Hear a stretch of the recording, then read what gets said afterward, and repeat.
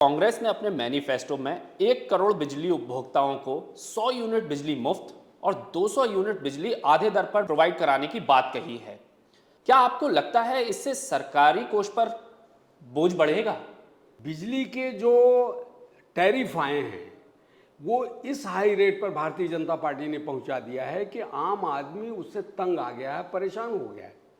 तो ऐसी परिस्थिति में जनता को राहत देने की दृष्टि से कि मेरी सरकार आएगी और मैं उसमें जनता को राहत दूंगा, ये बात कांग्रेस पार्टी के वचन पत्र में आया है। इस बार आम आदमी पार्टी ने सिंगरौली महापौर सीट जीतकर क्या विधानसभा में अपनी उपस्थिति दर्ज करा दी है?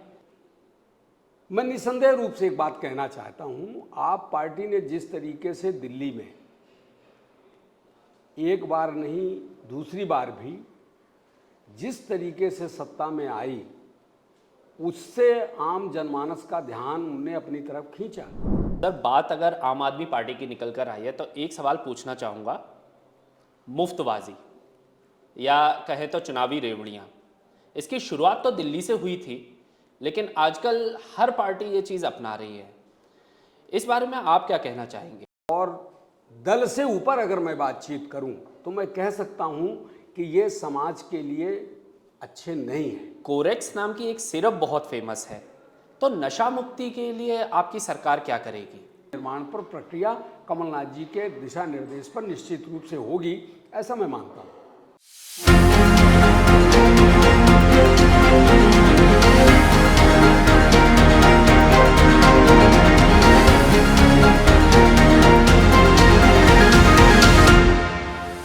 नमस्कार, मैं अनिकेत दीक्षित आपका स्वागत करता हूं सियासत नगरी में। आज की हमारी चर्चा का जो क्षेत्र है वह मध्य प्रदेश की विधानसभा में एक बहुत महत्व रखता है। यहां से 30 सीटों का फैसला होता है और यह काफी है सरकार को बनाने या गिराने के लिए। इसे सफेद शेरों का गढ़ भी कहा जाता है। जी हां, हम बात कर रहे हैं विंध्य क्षेत्र की। यहां की राजनीति को समझने के लिए आपको यहां खुद आना पड़ेगा। 2003 के चुनाव तक इस क्षेत्र को कांग्रेस का एक अभेद किला माना जाता था, जिसे ध्वस्त करने के लिए भारत के पूर्व प्रधानमंत्री स्वर्गीय श्री अटल बिहारी वाजपेयी, लालकृष्ण आडवाणी और जॉर्ज फर्नांडिस जैसे दिग्गज नेताओं को यहां आना पड़ा। आज हम चर्चा करेंगे मध्य प्रदेश के गुड़ विधानसभा क्षेत्र से पूर्व मंत्री, ऑल इंडिया कांग्रेस कमेटी के मेंबर और मध्य प्रदेश कांग्रेस कमेटी के महासचिव आदरणीय राजेंद्र मिश्र जी के साथ। सर, स्वागत है आपका हमारे शो में। प्रणाम प्रणाम, नमस्ते। सर, जब भी विंध्य क्षेत्र की बात की जाती है तो कुछ प्रमुख नाम हमारे जहन में आते हैं। पूर्व मुख्यमंत्री अर्जुन सिंह जी, चंद्र प्रताप तिवारी जी, विंध्य के पूर्व मुख्यमंत्री पंडित शुक्ल जी और गुलशेर अहमद जी। फिर भी सर, और इसी लिस्ट में आपका भी नाम आता है। फिर भी इस बार देखा गया है या कईयों बार देखा गया है कि अब विंध्य में कांग्रेस उस तरीके से प्रदर्शन नहीं कर पा रही है। इस निराशाजनक प्रदर्शन के लिए आप क्या कहना चाहेंगे? देखिए, इसमें कोई दो राय नहीं है कि जो नाम आपने गिनाए वो उस विंध्य भूभाग को उन्होंने गौरवान्वित किया और विंध्य की माटी के ये सपूत थे, इसमें कोई दो राय नहीं है। जहां तक कांग्रेस का प्रश्न है, मुझे लगता है कि एक लंबे अरसे तक कोई दल या पार्टी जब किसी तरह से काम जनता के बीच में करती है तो कई बार जनता के भी मन में लगने लगता है, विरोधियों को सुन करके, कि जो विरोधी बात कह रहे हैं हो सकता है वो कुछ बेहतर करके दिखाएं। तो कुछ इस तरीके का भाव जनता के मन में आया होगा और उसके चलते बदलाहट की एक परिस्थिति बनी। वो बदलाहट कोई भारतीय जनता पार्टी के हिसाब से नहीं बनी है। विंध्य संभाग की माटी को जितना मैं समझ पाया हूं, उस जमाने में भी जब देश आज़ाद हुआ, नेहरू जी की तूती बोलती थी, तब भी जैसा आपने नाम लिया, चंद्र प्रताप तिवारी जैसे लोग, स्वर्गीय यमुना प्रसाद शास्त्री जैसे लोग, शहडोल के जिलों में अगर आप देखें तो कृष्णपाल सिंह जी जैसे लोग समाजवादी पार्टी से चुनाव जीत करके आते थे। तो इसलिए ये कहना कि एकदम हम कहीं पीछे गए हैं और कोई आगे आए हैं, ये बहुत मायने नहीं रखता है। ये बात सच है कि कांग्रेस एक लंबे अरसे तक वहां राजकाज किया। जब विंध्य प्रदेश की राजधानी रीवा होती थी तब भी वहां कांग्रेसियों का दबदबा था, और आज की भी राजनीति में कांग्रेस का दबदबा वहां कम नहीं हुआ है। कमोबेश कभी ऊपर कभी नीचे इस तरीके की तालिका चलती रही है। लेकिन सर 2018 के चुनाव को देखें तो 30 सीटों में से 24 भाजपा को मिली थी और कांग्रेस के खाते में सिर्फ 6 आई थी। इस निराशाजनक प्रदर्शन के लिए आपकी क्या वजह है? मैंने आपसे कहा, ये जो एक बड़े नेताओं का जिनका आपने जिक्र किया, उस अंचल में मेरी मान्यता है, मैं जो सोचता था कुंवर अर्जुन सिंह दुनिया से विदा हुए। उनके काम करने की शैली एक अलग तरीके की थी, इसमें कोई दो राय नहीं है। वो उन तमाम सारे लोगों को जो जमीन से जुड़े रहे लोग हैं, वो चाहे जिस वर्ग जाति और समाज के लोग हों, उनको साथ में लेकर के काम करने का उनका तौर तरीका बना। एक इतना बड़ा दरख्त गिरा तो उस दरख्त के गिरने के बाद उसी स्तर का कोई व्यक्ति का निर्माण वहां उस तरीके से नहीं हो पाया था। एक तो कारण मैं ये समझता हूं। दूसरा, मैं ये मानता हूं, जैसा मैंने पहले ही कहा, कि कांग्रेस को जिस तरीके से अपनी टीम को निर्माण करना था, जो लोगों को सामने लाया गया, वो उस तरीके से जनता को प्रभावित नहीं कर पाए। इसलिए हमारी जो सीटें घटी, वो कहीं न कहीं उस तरीके से जनता ने ये विश्वास उस समय नहीं कर पाए, हम उतना विश्वास नहीं दिला पाए, जिसके कारण से हमारी ये सीटें घटी। लेकिन प्रकारांतर में जब उन्होंने भारतीय जनता पार्टी के छल छलावे और उनके तौर तरीकों को महसूस किया, तब उनने ये जाना कि वास्तव में कांग्रेस ही हम गरीबों का भला कर सकती है। इस नाते मुझे लगता है कि अब बेहतर परिस्थितियों का निर्माण वहां होना प्रारंभ हो गया है। सर, क्या सीटों का बंटवारा भी कहीं इसके लिए जिम्मेदार है? मुझे लगता है कि सीटों के बंटवारे से तो बहुत फर्क नहीं पड़ा है। मेरे समझ में यह लगता है कि जो मूलभूत समस्याएं वहां की थीं, उन मूलभूत समस्याओं को जिस तरीके से हमको उजागर करना चाहिए, हमको रखना चाहिए, खास करके विरोध पक्ष में तो हमारा वही काम है, वो चीजें कहीं ना कहीं प्रभावित होती नजर आई हैं। नंबर एक। नंबर दो, हमारे समझ में ये आता है कि हम उस तरीके से पब्लिक को, जो उसकी अपेक्षा थी, जो वो हमसे महसूस करते थे, या जिन चीजों को हमको सामने लाना चाहिए था, उन चीजों को हम उस तरीके से उनके सामने नहीं रख पाए, वो एक कारण हो सकता है। सीटों के बंटवारों का जहां तक प्रश्न है, ये तो पार्टी अपने हिसाब से, उनके जो तौर तरीके टिकट बांटने के हैं, उस हिसाब से अपना काम करती हैं, और उसके परिणाम और दुष्परिणाम देख करके ही फिर दल आगे के अपने फैसले तैयार करते हैं। सर, क्या आपको लगता है कि इसमें ब्राह्मणों की उपेक्षा होती रही है? एक नाम आपने इसमें चंद्र प्रताप तिवारी का लिया। ये बड़ा नाम था, यद्यपि वो समाजवादी थे, बाद में वो कांग्रेस में आए। श्रीनिवास तिवारी जी का नाम इसमें नहीं लिया आपने, लेकिन उस अंचल के बड़े नेता थे। वो समाजवादी पार्टी से आए और कांग्रेस में एक लंबे टाइम तक वो विधानसभा के अध्यक्ष भी रहे, उपाध्यक्ष भी रहे। उनके घर परिवार के लगातार लोगों को टिकट का आवंटन हुआ। तो इस तरीके से ये कह पाना कि ब्राह्मणों की कोई उपेक्षा हुई है, मुझे नहीं लगता है। हमारा नाम आपने लिया, हम भी चुनाव लड़े हैं, विधायक बने हैं, तो पार्टी ने ही हमको टिकट दिया है, तब बने हैं। तो इस तरीके से ये कहना कि ब्राह्मणों की कोई उपेक्षा हुई है, हाँ, एक चीज मैं जरूर कहना चाहता हूं कि जिस प्रतिशत में ब्राह्मणों को परिणाम देना चाहिए, वो जब हम परिणाम नहीं दे पा रहे हैं, वहां इस बीच में बहुजन का प्रादुर्भाव हो गया, इस बीच में समाजवादी पार्टी का प्रादुर्भाव हो गया, और जब वो लोग दौड़ में आगे निकल रहे थे, तो उन परिस्थितियों में मुझे लगता है कि कांग्रेस पार्टी को भी अपने निर्णयों पर पुनर्विचार करने की आवश्यकता पड़ी होगी। सर, मेरा तीसरा सवाल है आपसे। सर, विंध्य को मध्य प्रदेश का इंद्रधनुष भी कहा जाता है। क्योंकि यहाँ पर कई छोटे छोटे दल बसपा और सपा जैसे सीटें ले जाते हैं, लेकिन सीधी टक्कर भाजपा और कांग्रेस को देखने को मिलती है। क्या आपको लगता है कि ये छोटे दल राजनीति समीकरण को बिगाड़ते हैं? देखिए, मैं तो जहाँ तक विंध्य संभाग का प्रश्न है और जितने वर्षों से मैं राजनीति को देखता चला रहा हूँ,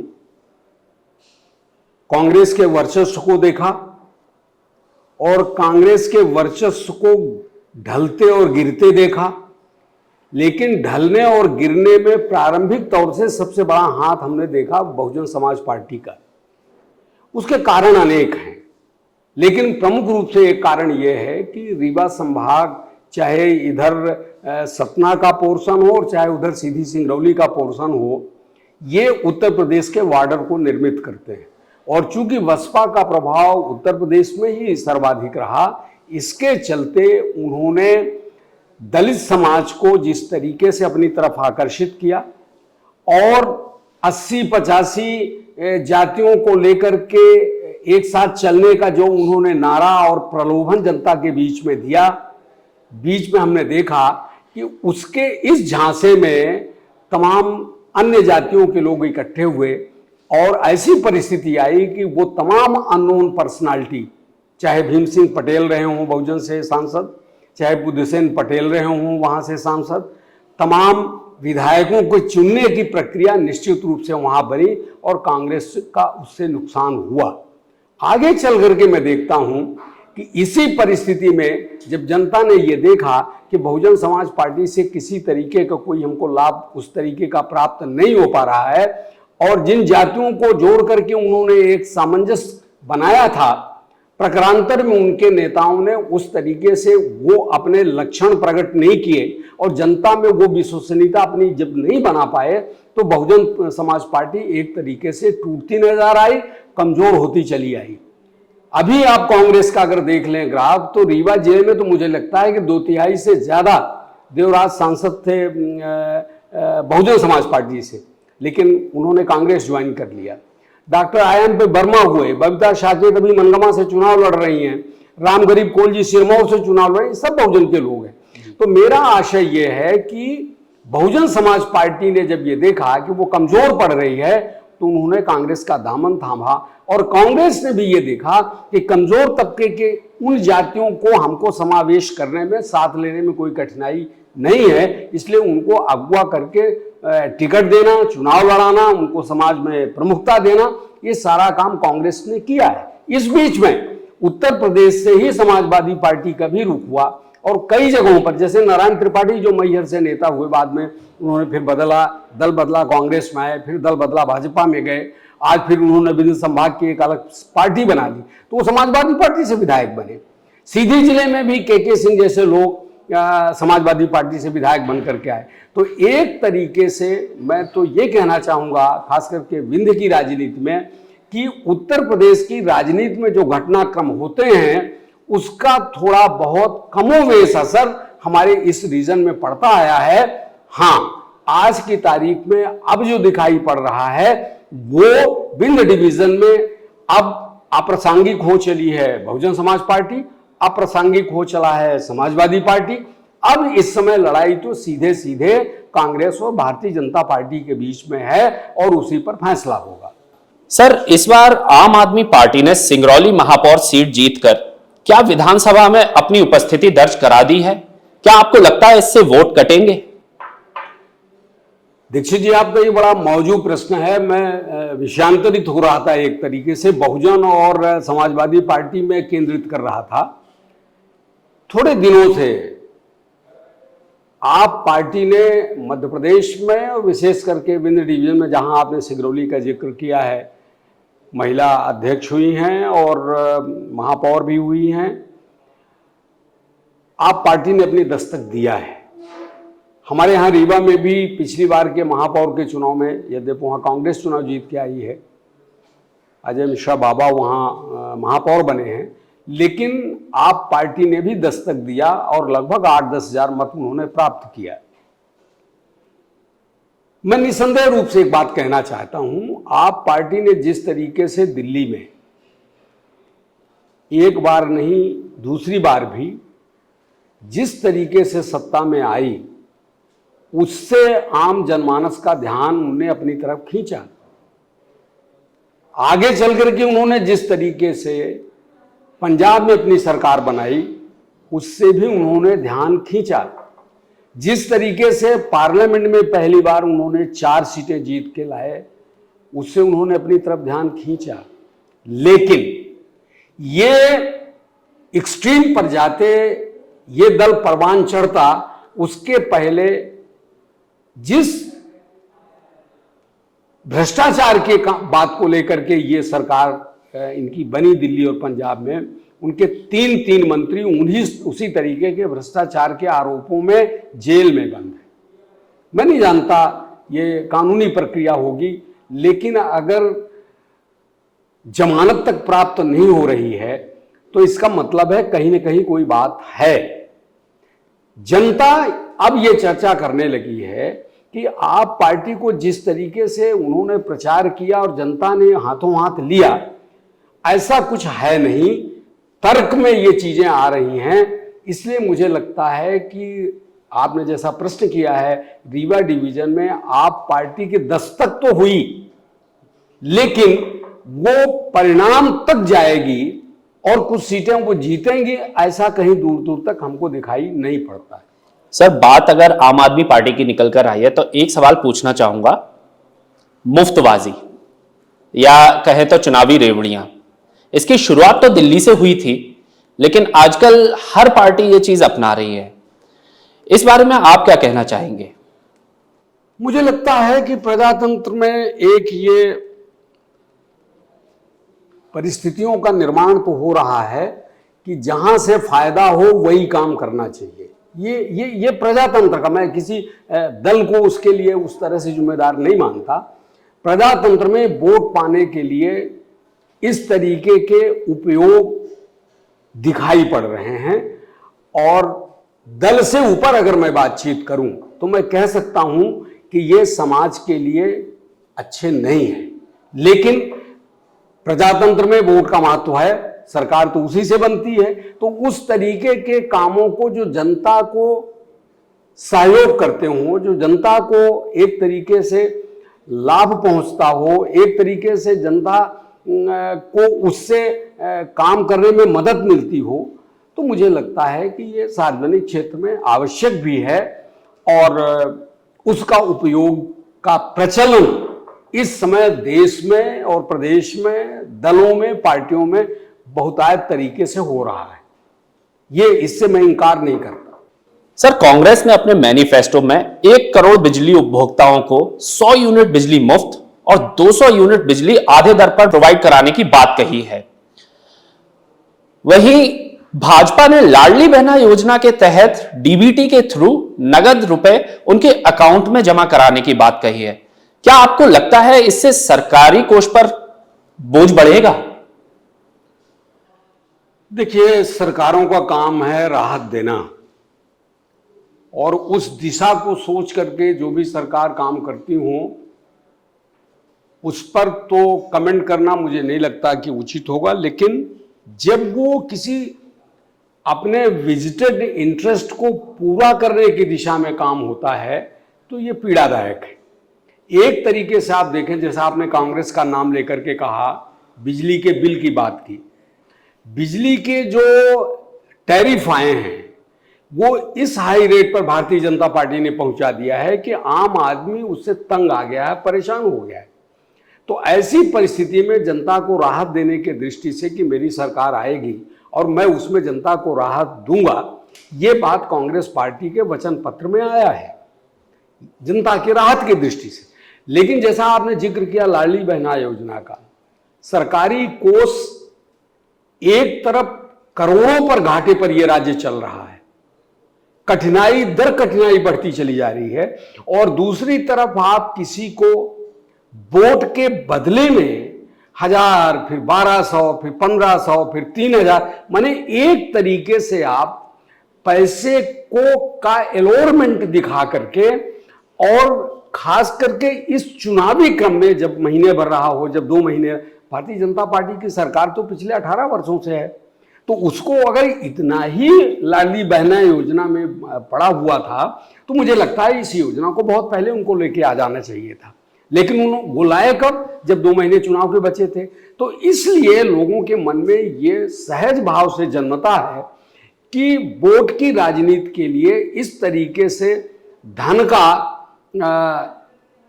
ट्रांसफर करना, धन को भेजना, ये एक तरीके से प्रजातंत्र के लिए हितकर दिखाई नहीं पड़ता है और इससे दलों को, पार्टियों को परहेज बरतना चाहिए, मेरा ऐसा मानना है। सत्ता में चाहे कांग्रेस रही हो या भाजपा, विंध्य में कोई ना कोई नेता एक ऊंचे पद पर रहा है या मंत्री पद पर रहा है, फिर भी सर विंध्य को वो विकास देखने को नहीं मिला है जिसकी जनता को आशा रही है। इसके बारे में आप क्या कहना चाहेंगे? देखिए, विकास की तो अपनी परिभाषा है प्रजातंत्र में,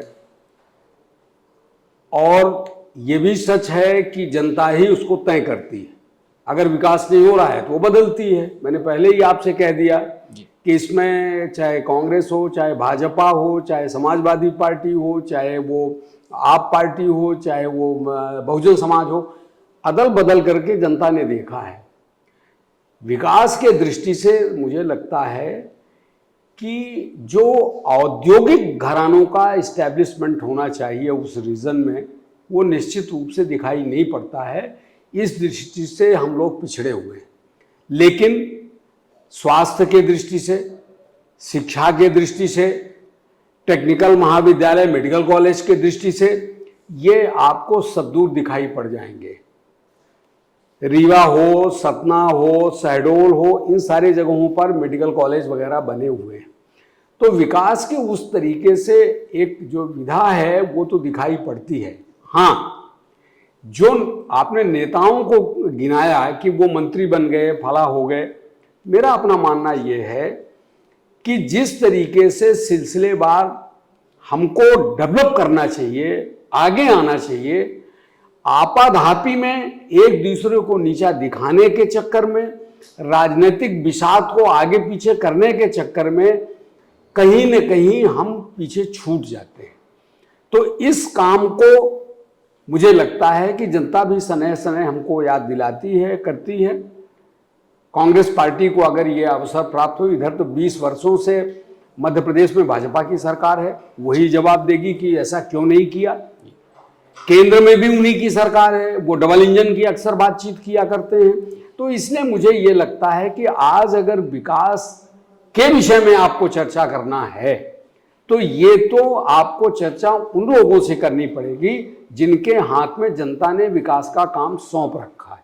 सर, अगर आपकी सरकार सत्ता में आती है तो आपके विंध्य क्षेत्र में विकास के लिए आपकी क्या योजना है? क्योंकि जब हमारी टीम ने लोगों में जाकर बात करी तो युवाओं को सबसे बड़ा जो चैलेंज मिला है युवाओं में वो है रोजगार। क्योंकि युवाओं को अपनी पढ़ाई पूरी करने के लिए बड़े महानगरों की तरफ, इंदौर, भोपाल, मुंबई की तरफ रुख करना पड़ता है। आपकी सरकार की इस बारे में क्या योजना है?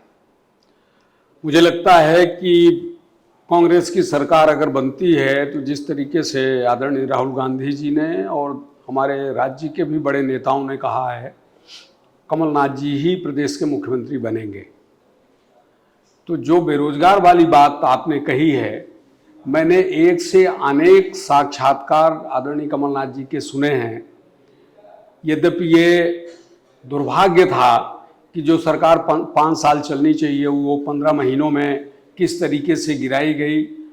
आज उसका कोई उस तरीके का आपका प्रश्न नहीं है तो मैं जवाब भी नहीं दे रहा हूँ। लेकिन कमलनाथ जी इस बात के लिए जाने जाते हैं कि वो जो कहते हैं उसे पूरा करने की दिशा में पूरी तरह से, पूरे मनोयोग से कोशिश करते हैं।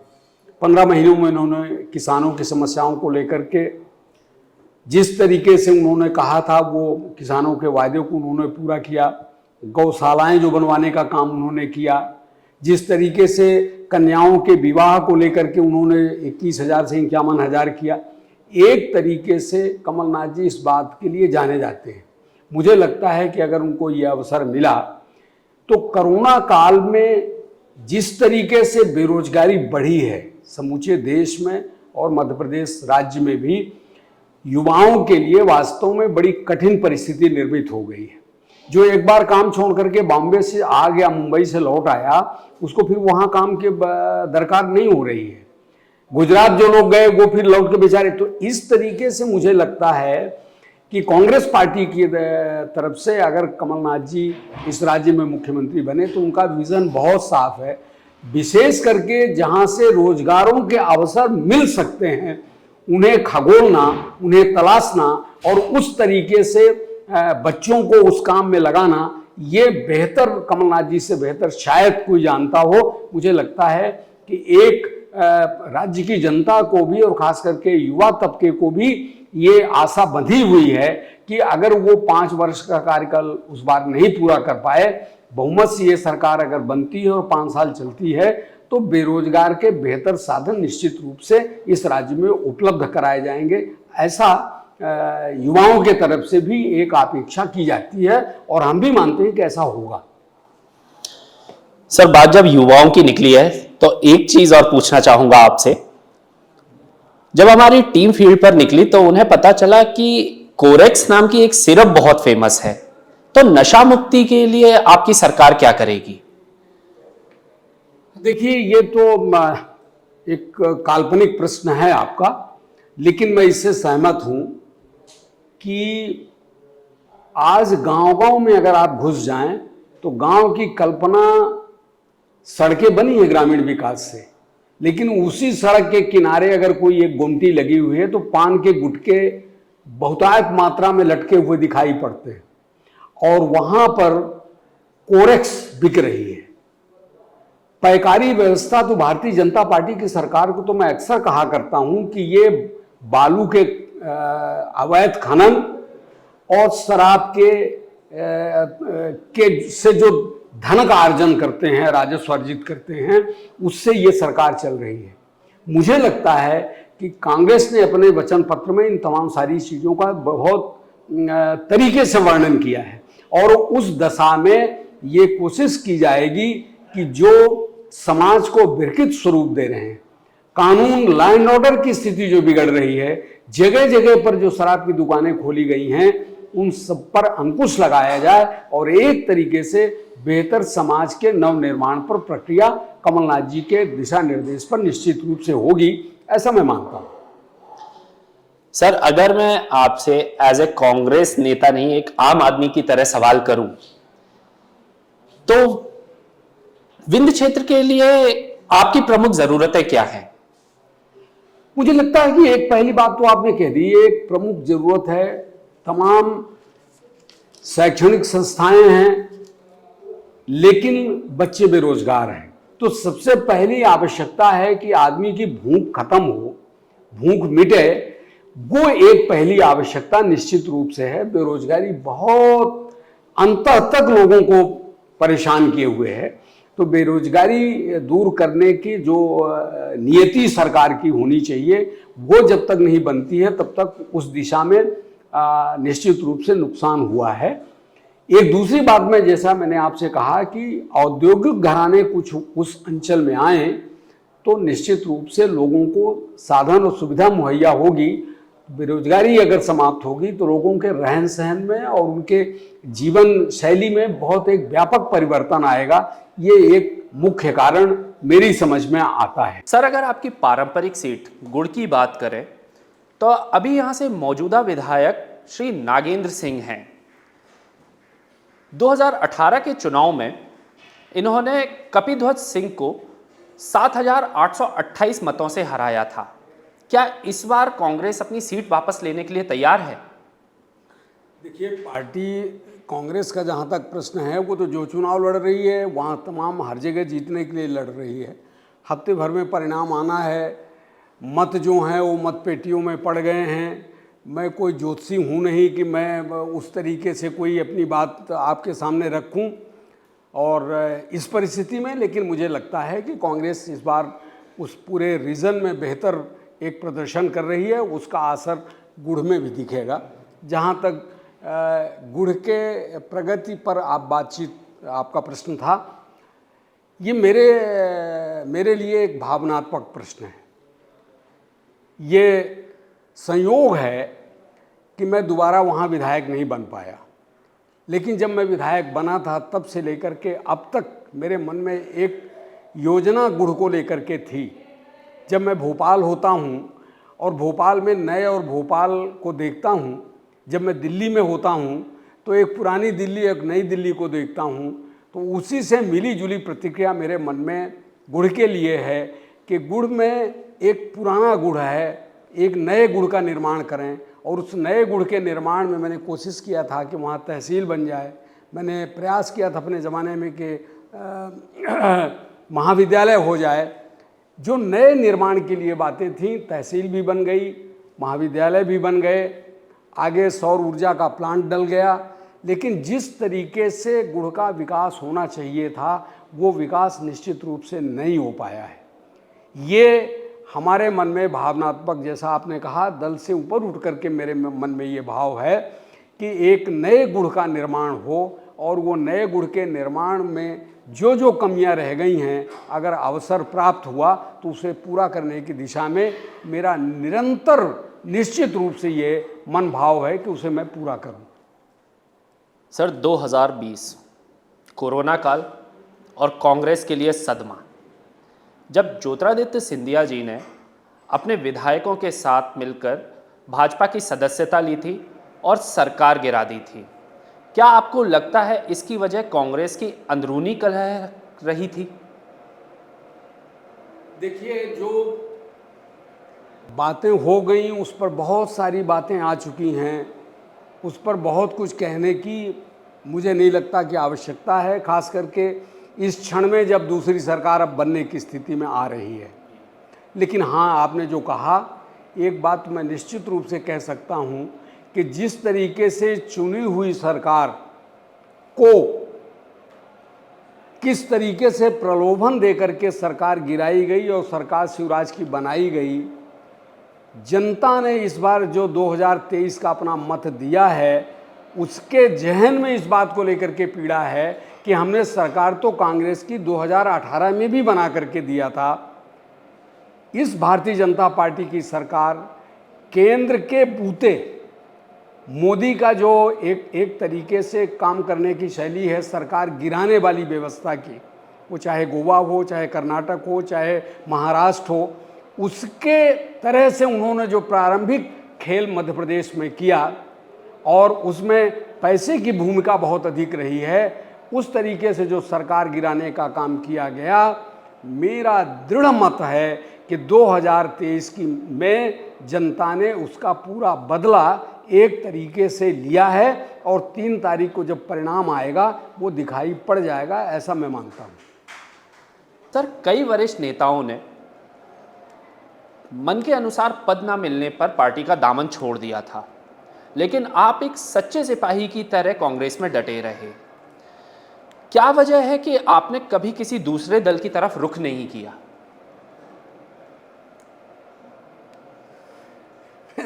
ये प्रश्न जो है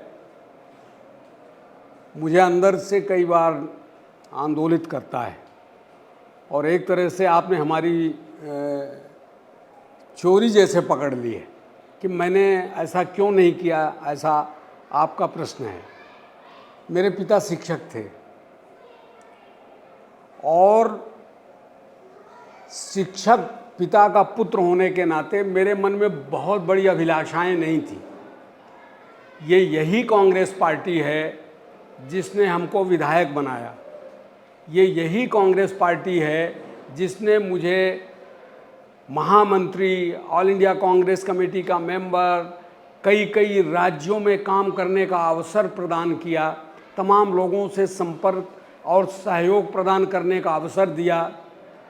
तो एक तरीके से राष्ट्रीय छात्र संगठन से जुड़ करके मैं राज्य का अध्यक्ष रहा, कई बार जेल यात्राएं की।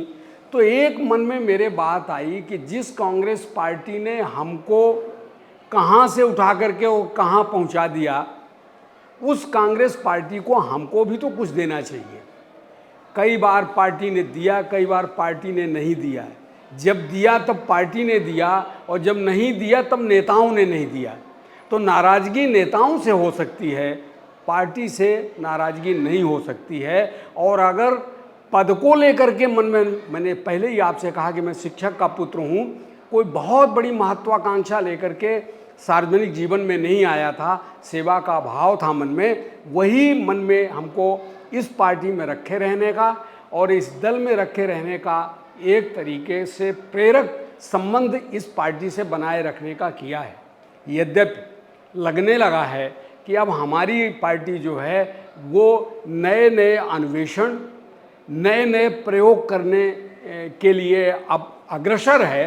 राहुल गांधी जी के नेतृत्व में मेरे मन में ये भाव है कि जब तक उनका नेतृत्व, तो आदरणीय कमलनाथ जी का नेतृत्व हम सबको मिल रहा है, पार्टी जो काम सौंप दे, काम तो कोई छोटा और बड़ा होता नहीं है। जैसा मैंने आपसे कहा, जिस पार्टी ने हमको वो ऊंचाइयां दी हैं, उसी पार्टी में काम करते रहते जीवन का अंत हो जाए, मेरे लिए इससे बड़ी कोई और चीज़ हो नहीं सकती है। बहुत धन्यवाद आपको। यह थी मध्य प्रदेश के पूर्व मंत्री, ऑल इंडिया कांग्रेस कमेटी के मेंबर और मध्य प्रदेश कांग्रेस कमेटी के महासचिव श्री राजेंद्र मिश्रा जी से एक वार्तालाप। सर, बहुत बहुत धन्यवाद है आपका हमारे शो में आने के लिए। तो उम्मीद है कि आपको यह चर्चा पसंद आई होगी। अगर आपको हमारा यह वीडियो पसंद आया हो तो हमारे सियासत नगरी चैनल को सब्सक्राइब करें, लाइक करें और बेल आइकन को दबाना ना भूलें।